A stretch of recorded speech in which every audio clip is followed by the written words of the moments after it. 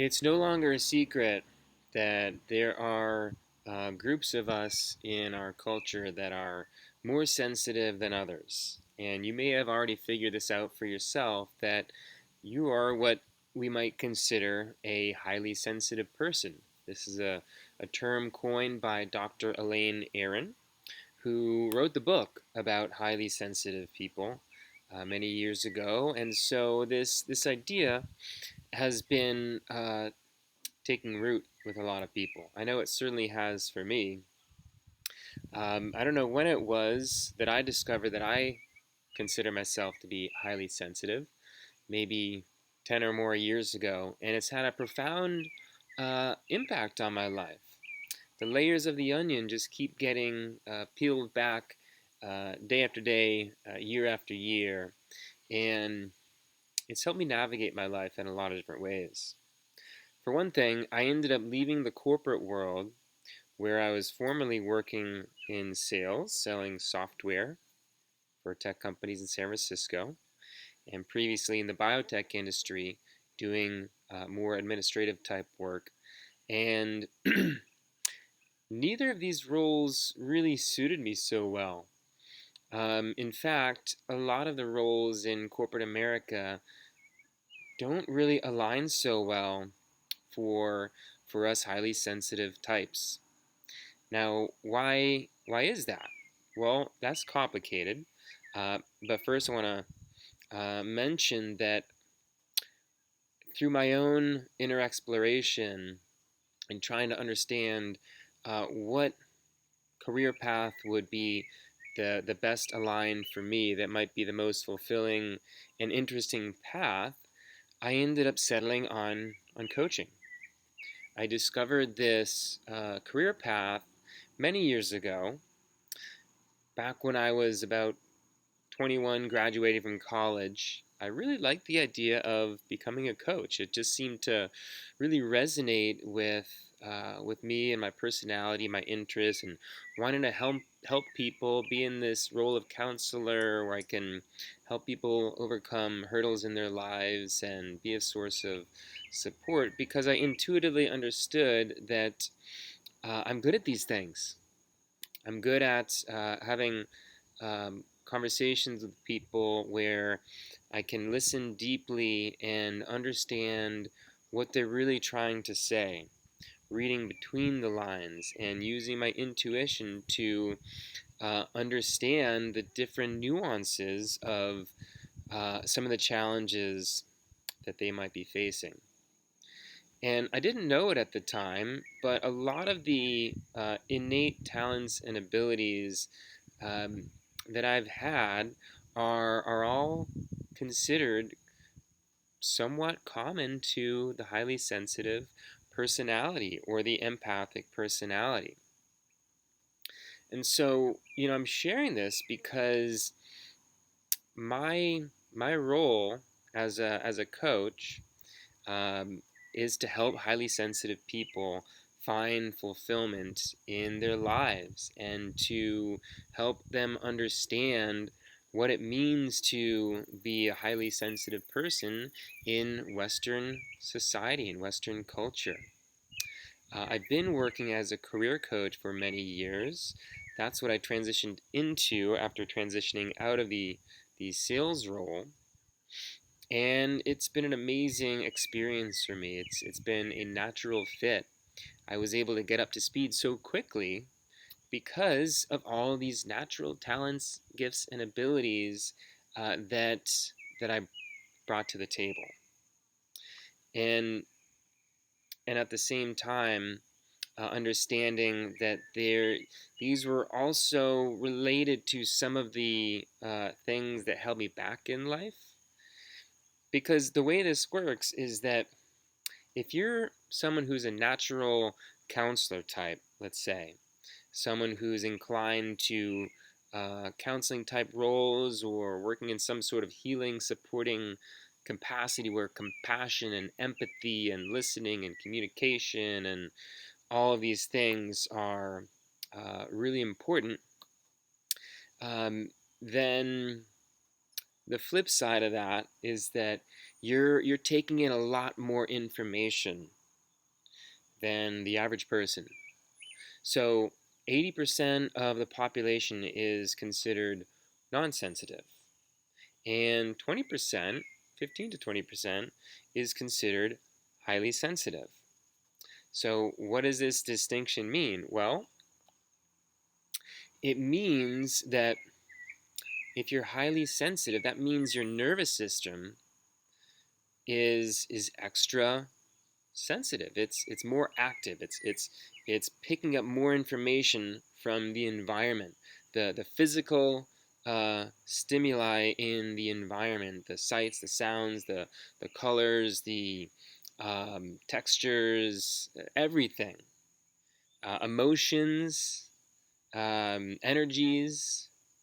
You're more likely to pick up on the mood of a room upon walking in there. Or you might be inclined to unknowingly take on other people's emotions. If someone's really angry and upset and you're in close proximity, you might actually absorb some of those emotions. And so this is the kind of the game that we're playing as HSPs. On the one hand, we have these amazing gifts and talents and abilities that come from this deep processing of information and all of the additional sensory inputs that we're taking in.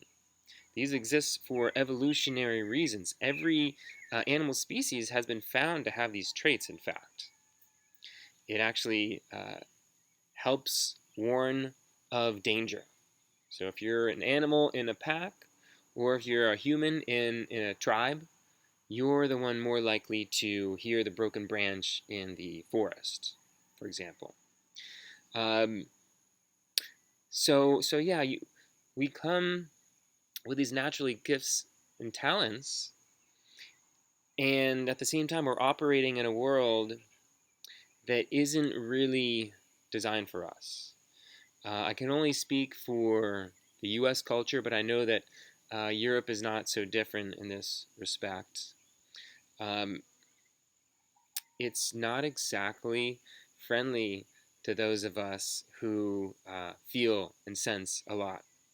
And so, what this means is once we graduate from college after having survived growing up in the world and becoming a mature adult, we are then asked to make some decisions about our careers, and there's just not a lot of places for us. This was my experience, at least. I can't speak for everyone, but I know that the typical corporate job, or what is most common in the world, most commonly available, that many HSPs end up falling into, are not roles that are well suited for their temperament. And this is what causes problems.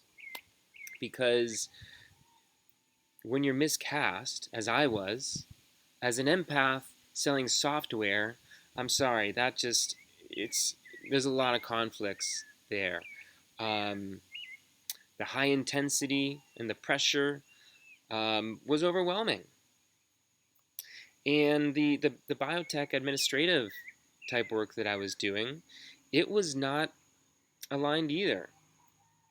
There was no interpersonal work there.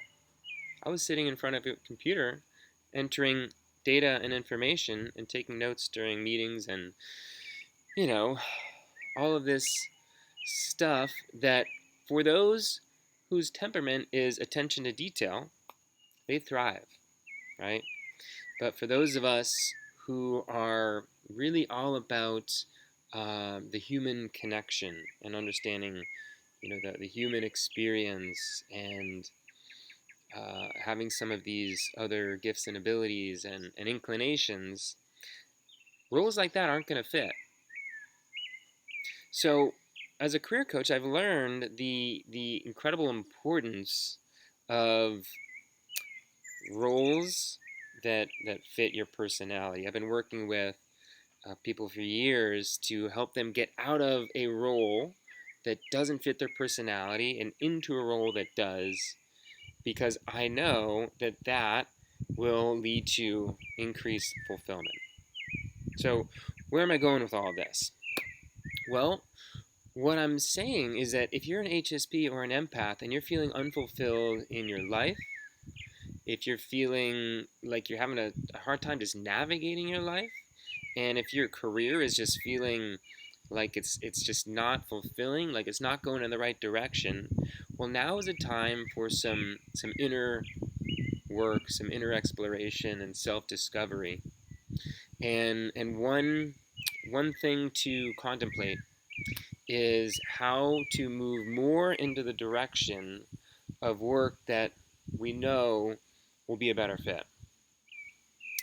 And let me first say that there are many possibilities for empaths and HSPs. There are a segment of possibilities that I want to talk about and focus on, and I'll be sharing more in future videos, is this idea of moving in the direction of being a helper counselor type. That could look like becoming a coach yourself.